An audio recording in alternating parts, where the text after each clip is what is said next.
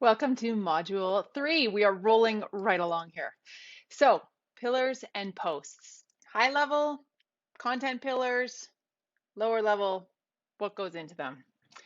So we're going to look at what it takes to establish some really powerful pillars. And you can go sort of with a universal tested formula here, or you can get really specific to your business. We'll look at the options.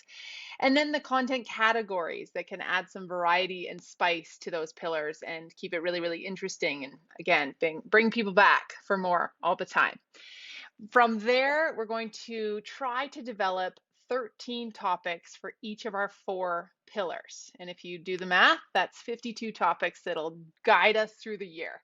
You can even just start with, 5 or 6 topics per pillar, and you're going to get through 6 months of spectacular blogging content that, again, aligns with your sales goals and your revenue kind of themes, and hopefully find really seamless ways to develop our social content as a result, as we've talked about.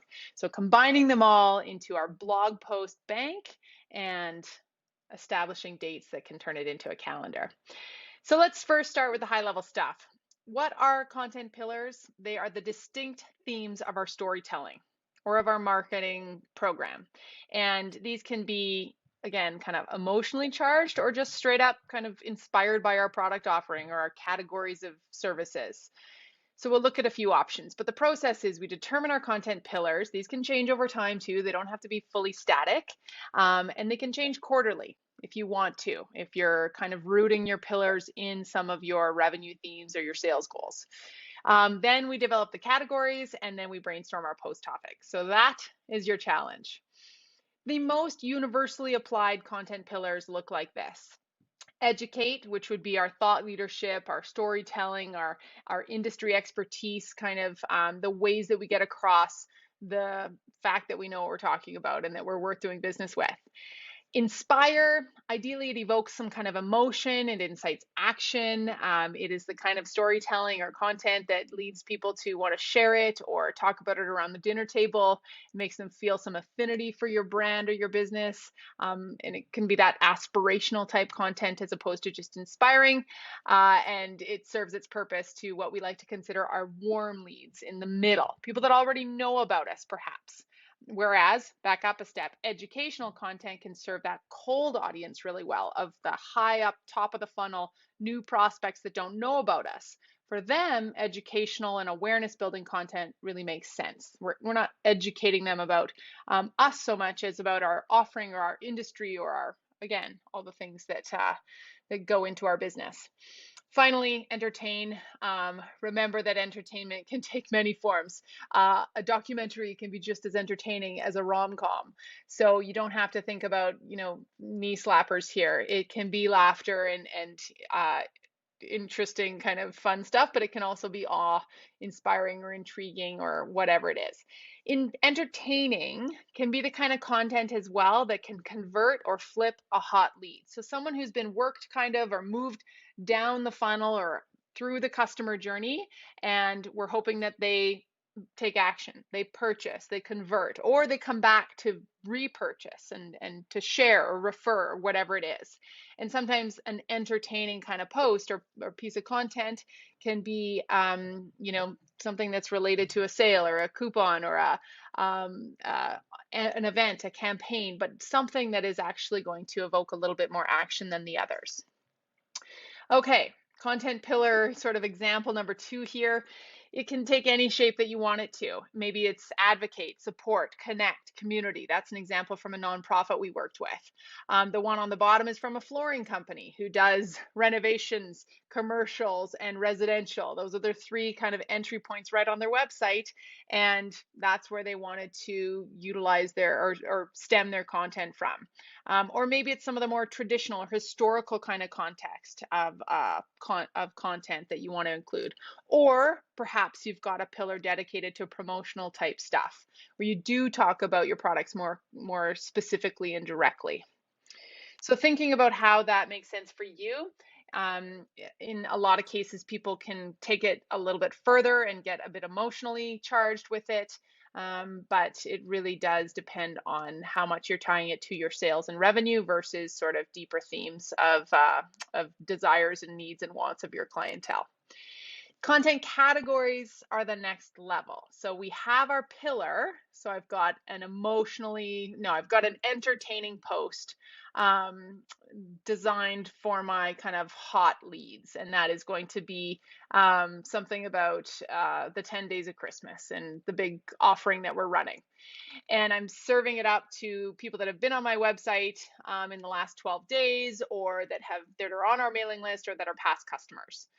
Now, I'm going to serve that up as a list because it's 10 things or it's a sale or whatever it is. But maybe some other categories that you can turn your content into include, trends and tips or did you knows or how-tos. Listicles do so well, as we all know. Facts, Q&As, behind the scenes. We love to do reviews and demos and audits, case studies. So there's no shortage of content categories. And the way that I best think of this is in a magazine. If you're flipping through your favorite magazine and it's all, it's Entrepreneur Magazine. It's my favorite. And so I know the kind of overarching theme that I'm reading about. But I also know that their pillars are based on maybe it's startups, maybe it's funding, maybe it's technology and I don't know, success stories or something. And then I know that all those stories about startups are not just going to be long form articles that are like kind of a snooze to read or that are overwhelming when I see so much text on the page. They're going to make that pillar really interesting by doing it in a way that's like Q&As or bullet points or lots of imagery or maybe a gallery. Or if we're looking at this digitally, it's a carousel of images, or it reads like a beautiful video or something, or like a stop motion graphic, or it can be any kind of content that has variation and interest to it. So it keeps us wanting more. And if we think again about our favorite magazines, those artists that have been putting together the layouts of those magazines, those print glossy ones we know so well, have been doing this for years. And if every single page of Oprah magazine was a long form article, you'd get pretty bored of reading it. So variation of content and layout and publishing kind of formats has been around forever. And we really need to think about how we can utilize that ourselves. And just because it's a blog doesn't mean it has to be a wall of text when you open it. It can take on really interesting graphics. It can be based in imagery one week and bullet points the next week and paragraph form, Q&A. You get the idea. As you're going through your travels online, through magazines, your content reading and ingesting experiences, I encourage you to look for content categories and variation that keeps you coming back or that makes it something that you want to open or click on. Is it because they said how to? There's a great category. Or the top 10 reasons why. These are kind of clickbait, but they also work. And as long as you're not being misleading, by all means, bait them with a click and get them to read your content because it's interesting and different. Okay, so this is where we're going to establish our own content pillars and categories. They can be really universal and you can start there, or you can get super specific to your company.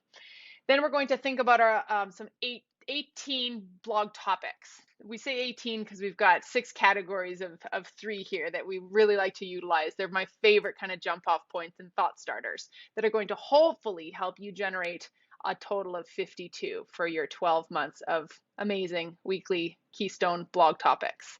And then we'll look at a tool here, or at least a page in your workbook that allows us to help create a blog post bank.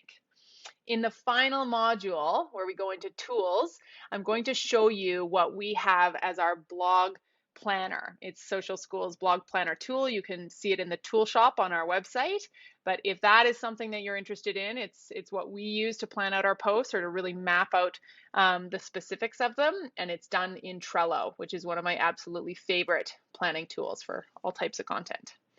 Okay, so a demo of exercise number 5 here. This is where we've used those universal pillars. And again, I've mentioned on the left there in that script and on the right there that educate, that top pillar, is great for new leads, cold prospects, people that have never heard of you before, thinking of educational awareness building content for exactly those types of people.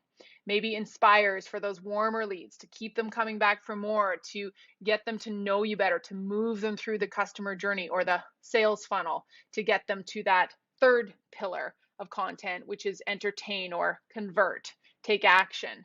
And then in the middle there, we've called the sweet spot promotional. And we say use it sparingly, and best way to possibly do it is disguise it with a pillar.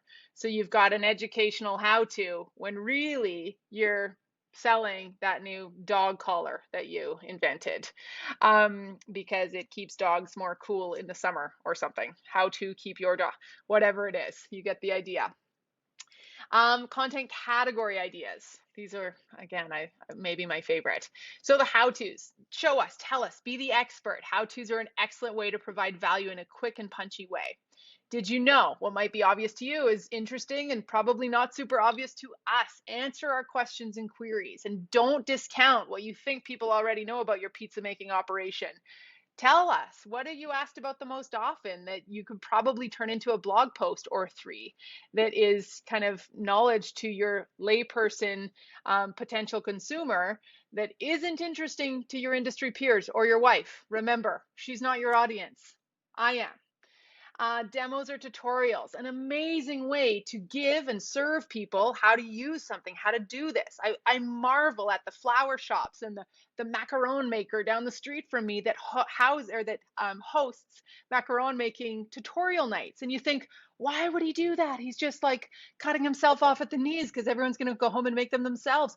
No, they just realize that they're terrible at doing it themselves, but they now also have this kind of appreciation and affinity for this fellow who's showing us his craft. He's not hiding behind it or fearful that someone's going to steal his secrets and tricks of the trade, whether it's a virtual, video of how to make this icing, or it's an in-person workshop showing people. What he's doing is committing to just constantly iterating and staying one step ahead of anyone who might be ripping him off or stealing his tricks, and creating enormous loyalty and affinity and appreciation from the people that he's giving that content to freely or openly. I love that idea. It's the spirit of abundance versus closed off. I hear from a lot of artists, I can't possibly show my craft or my process because people will steal it.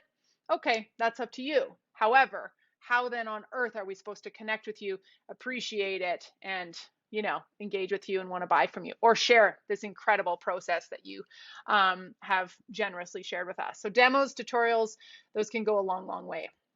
Behind the scenes, show us who you are, a tour of your shop, a get to know of your people, an unboxing of your process or your people. Maybe you take us to your farmers and suppliers and contractors and we get to know them, and we just get a glimpse behind the curtains. We always say when it comes to content, pull back the curtains, let people in, and there's no better way to do that with the occasional behind the scenes of any kind.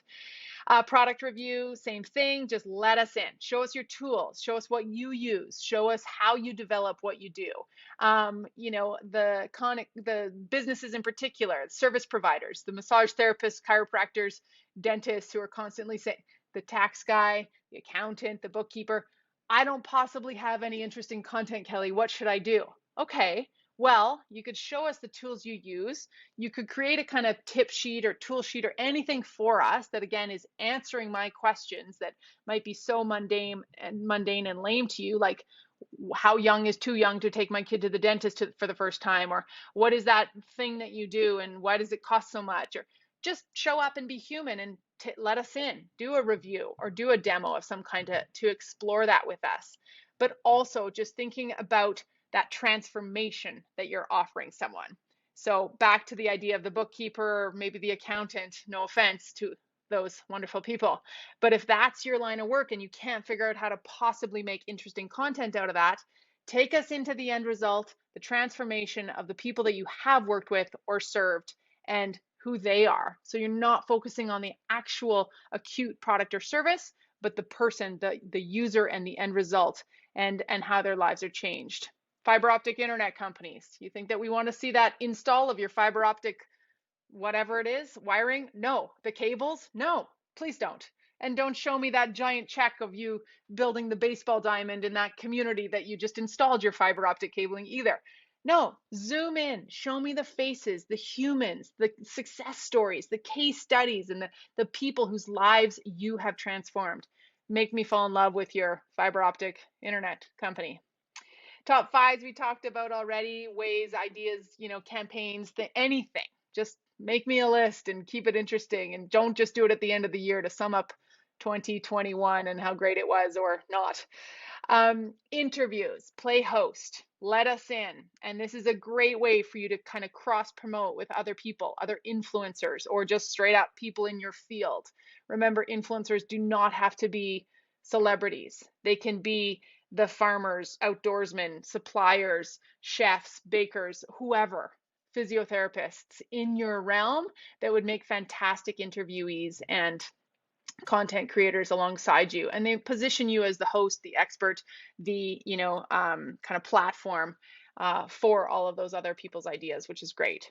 Ask me anythings and FAQs are always a brilliant way to serve and to show up, especially with lives. Don't worry if 5 people show up. It starts with that, and that's okay. And maybe you're, again, the tax accountant, but you have a lot to offer. If you properly tee it up and you have an email list to invite people to that Ask Me Anything, it could be a huge success. Even if you have to plant your mom on the phone to get her to call in and ask you anything.